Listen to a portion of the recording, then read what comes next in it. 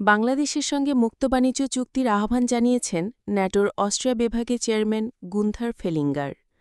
সামাজিক যোগাযোগ মাধ্যম এক্সে একটি পোস্ট করে নিজের এই মতামত তুলে ধরেন গুন্থার। তার মতে, বাংলাদেশ ও ইউরোপীয় ইউনিয়নের মধ্যে পুরোপুরি মুক্ত বাণিজ্য চুক্তি হতে পারে। এতে লাভবান হবে দুদেশই।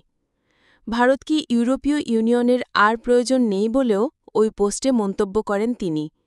যে কোনো মূল্যে ভারতকে সাবেক ভারত করার বিষয়ে কঠোর অবস্থানে গুন্থার।